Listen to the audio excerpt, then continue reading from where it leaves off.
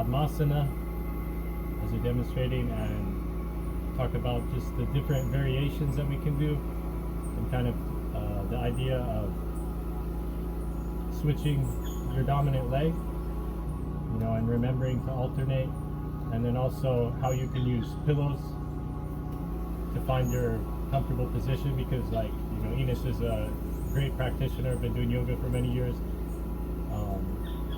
It's not wrong if you can't look exactly like she's doing, if you need to compensate. So we show now just crossing your legs, so we have one variation where we're stacked on top of each other, right? Yeah, it's called half lotus pose. Right. So you can do that. And the full lotus version would be to bring both legs up. But that's not even possible for everyone concerning knees. And then demonstrate now where you have your shins on the ground.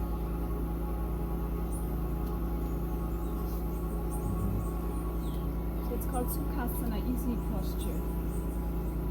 Easy in the sense it should really be easy, and it should support you with 3 points to be more stable. As long as it's not easy, we can do that. We can flex the feet and let the knees fall out. And so, what are the possibilities that we can use the pillows for in this posture?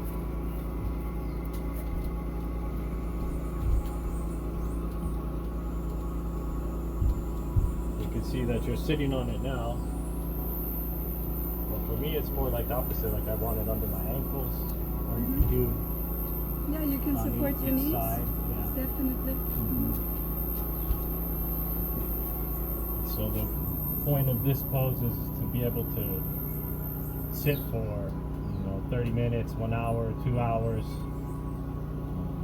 undisturbed. Like for me, occasionally I'll just have after maybe 30 minutes or an hour, shake out my legs for a bit, stand up, and then reset the posture if I'm doing a longer meditation.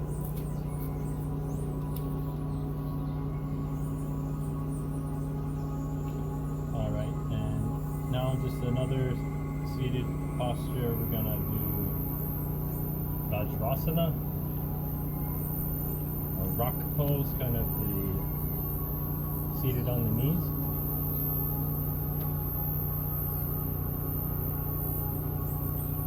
Right. And maybe just come back on the mat a little bit, because then we're gonna go Back here? Please.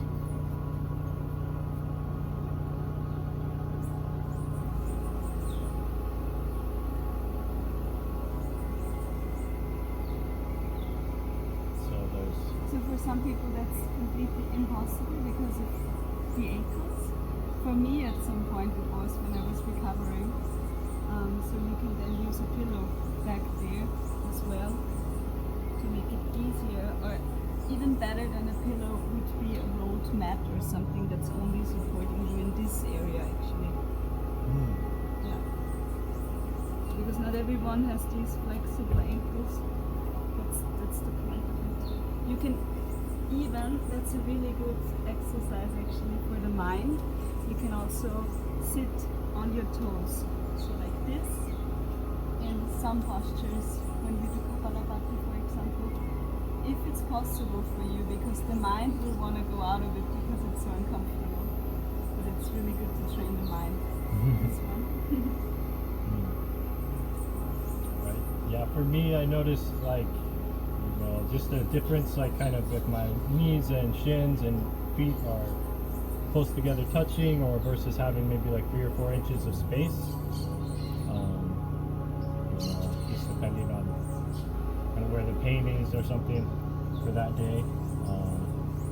So go ahead and sit on your ankles again. All right, and then just demonstrate a spinal flex, coming forward and then pushing back, and just being aware of this. And so this really targets more the heart space and cervical spine. And if we're to do the flexes in the first, in Padmasana,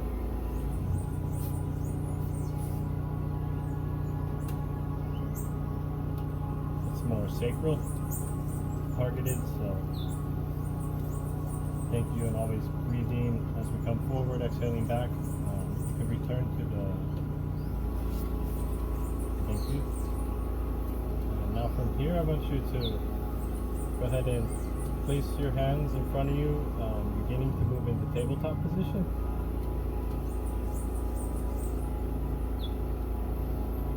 And so here really the emphasis, like, you know, we really try to prop and be in your hands, like the focus is just right now, it's just going to be on our hand placement and our alignment with our elbows, shoulders, engagement of the trapezius muscles, like pushing out through the back.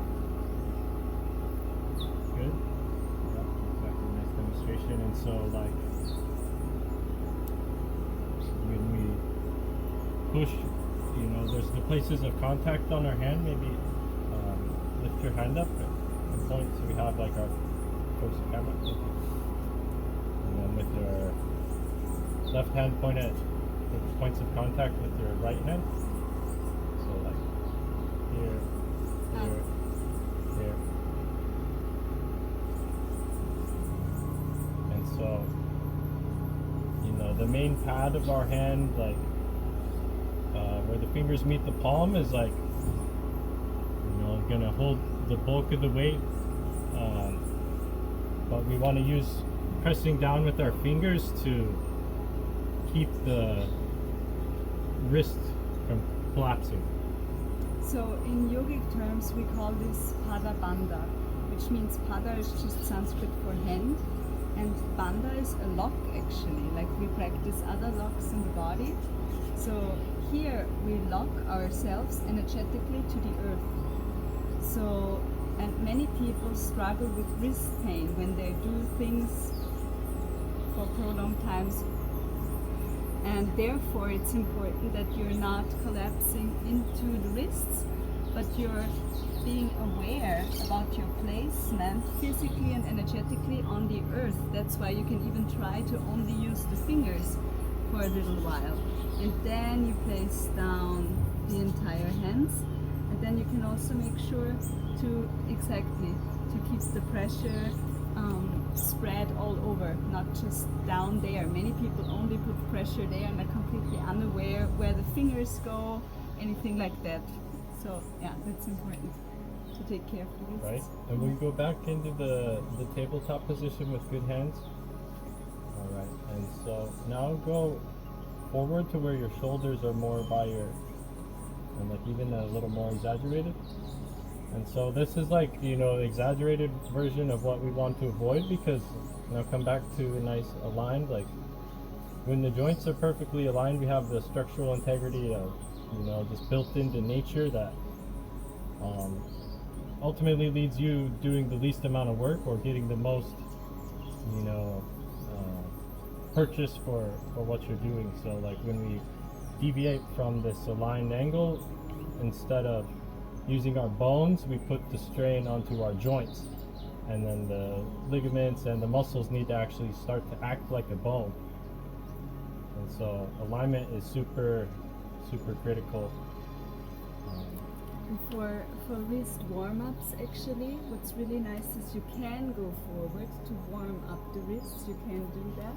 So you can make these kind of circles, and you can also then switch to turn the fingers to the outside. So do this kind of warm-up here. That's possible. But obviously, if you want to be in tabletop posture, proper tabletop posture is to be in alignment with shoulders, elbows. Yeah. And so will you come back into the seated rock pose? And so imagine here going in, doing spinal flexes, warm up, and then you can stop, and then now we're going to come into you know, full rock pose with the forehead on the ground and the arms behind. You mean like this? That, like, how about we just relax the arms first? This one, you know, like very basic resting pose. And now you can show the variation. So in child's pose, I personally really enjoy when I have my head onto the side, and when you bring hands back, it gives you more relaxation in the shoulders. And then the variation would be to keep the toes together and to open the knees out wide and bring the hands forward.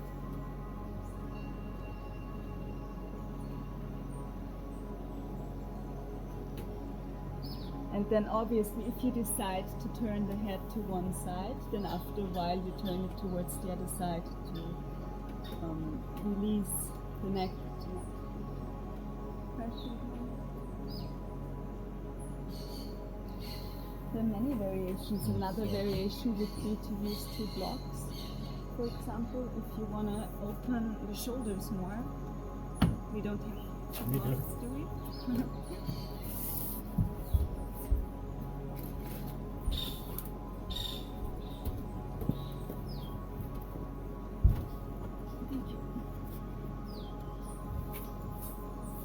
So blocks can always be used in 3 different ways: laying down, standing up, or standing up fully. So you choose, but for this version I really enjoy placing them like this and then bringing the elbows in front here and folding the hands together in prayer.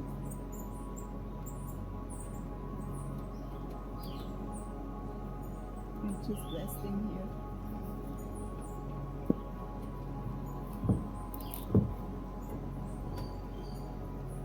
So you can demonstrate like a sequence, like in the rock pose, coming, placing hands, going into tabletop.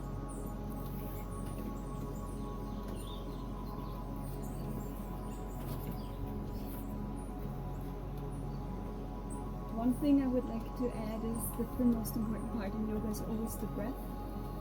So any kind of movement that we're doing is always in combination with breathing.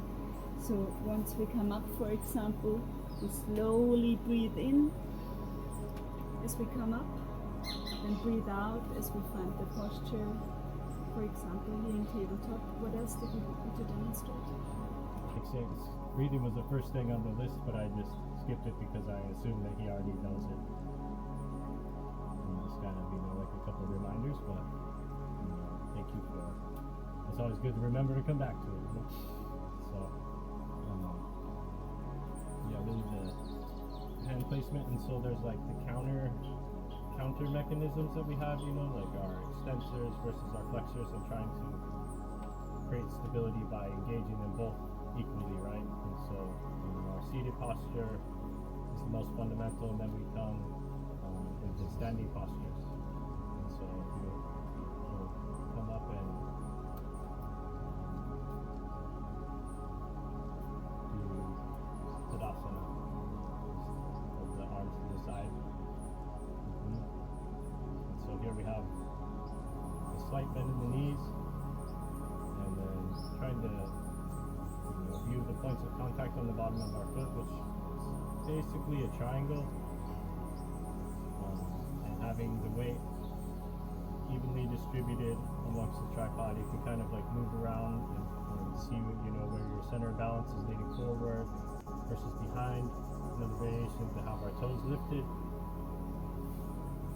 and this really makes it clear where the points of contact are, and versus when we actually clamp our big toe down and our pinky toe is fanned out, we can have another degree of stability.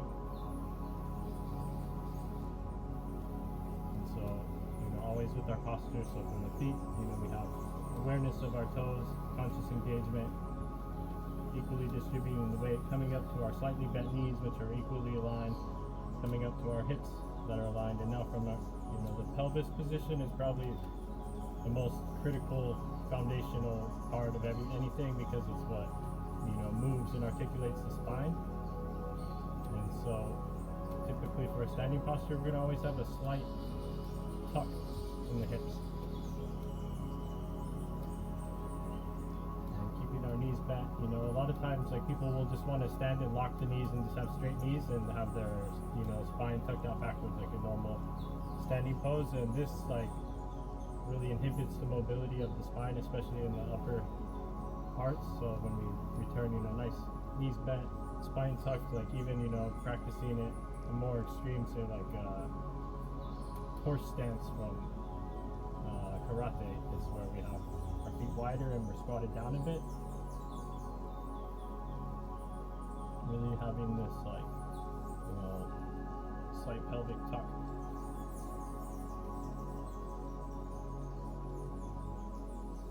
So go from here, you can demonstrate the full, I guess just, arms come up and back bend.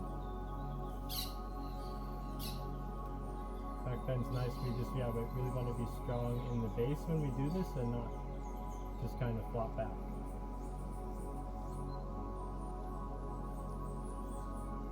And the stretch on the front side.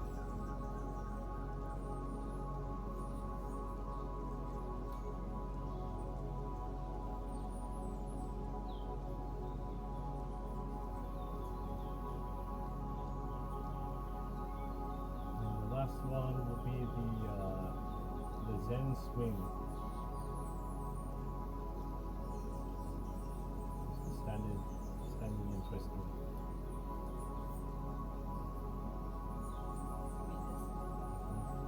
Should I do it like this? Yeah, that's good. And so from this, we really want to be like our tailbone tucked and almost kind of commanding it just between the hips and the knees only. That's where like the biggest, strongest muscles are, the butt, the thighs. And so this is the part that's doing all the work, and while the upper back is going to be very loose. And so the head actually looks over the shoulder to follow, and it's like to be very strong and firm in the base with nice movement coming from the knees. And then the upper body just drooping and being soft and going eventually wider and wider. So for some people it's a little much to do exhale on both twists. So you can, inhale left, exhale right, or inhale center, exhale left, inhale center, exhale right.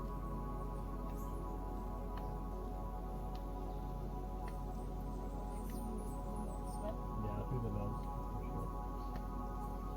I'm just saying because some people might want to exhale from the mouth. Yeah, I think exhaling through the mouth is fine, but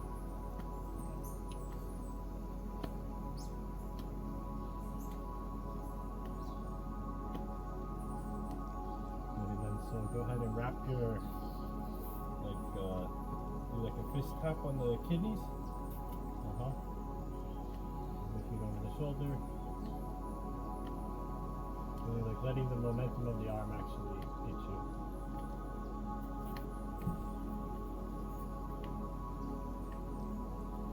Every top work. Stimulating the chi flow. And doing the lung points.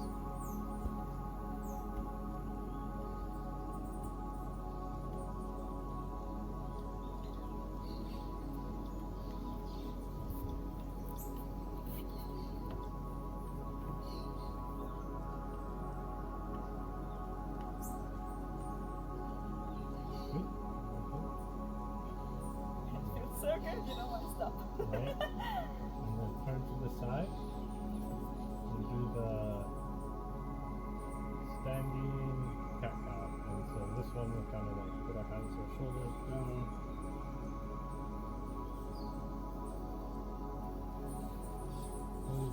Deep breathing in.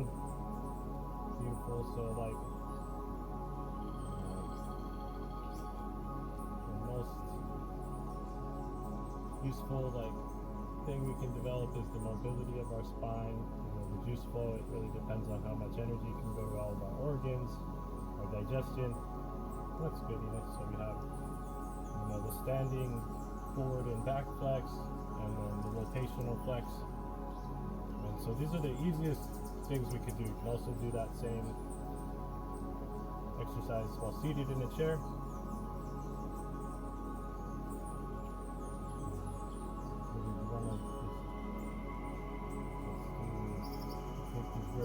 downward dog.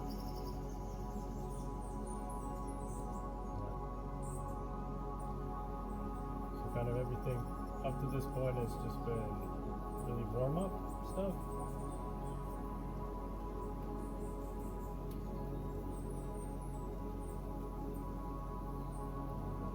Pressing into the hands.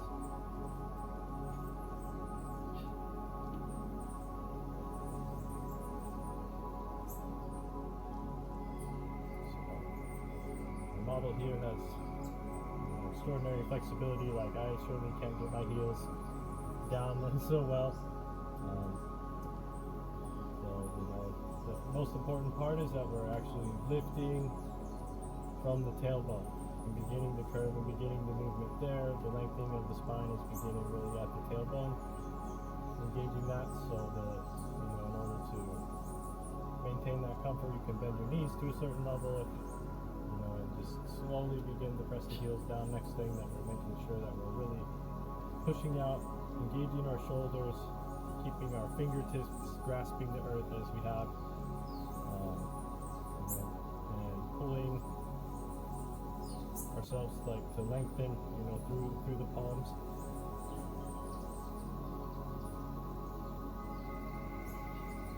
Like it's less important to get your heels on the ground than it is to make sure that you have your pelvis, your shoulders, your neck, and your hands,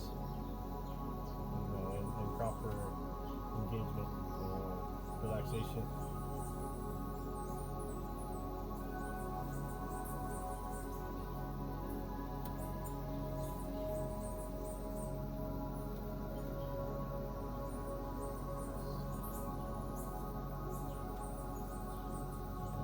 That's really good. So now maybe we want to just demonstrate and lead the flow or something real fast before I do it recording. I just wanted to add that in downward facing dog, it's like when you sit quite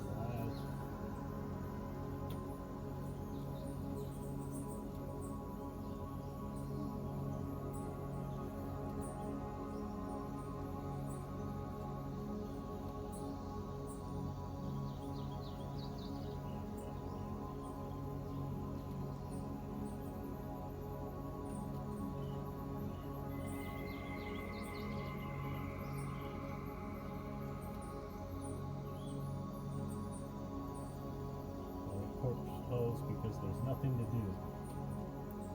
Just be. Once you get the alignment set, allowing your body to become heavy.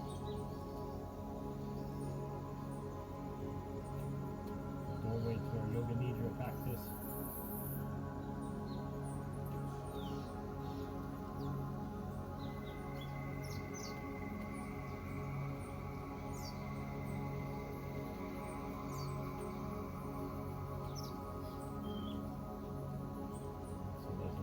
Discussion like what's the most important yoga pose? Some people say it's shoulder stand, which has a lot of benefit.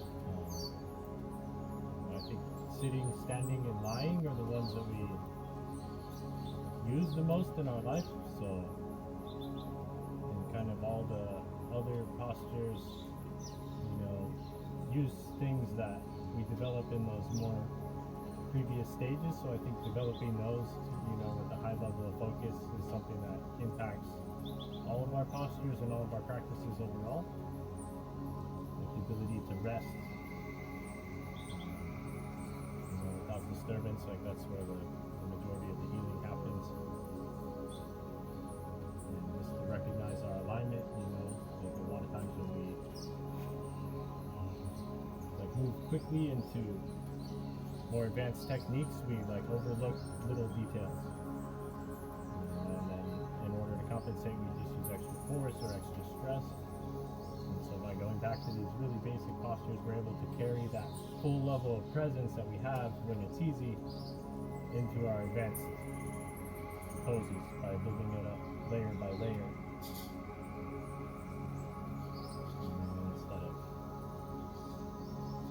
Too much about quality, or about quantity, we focus on quality.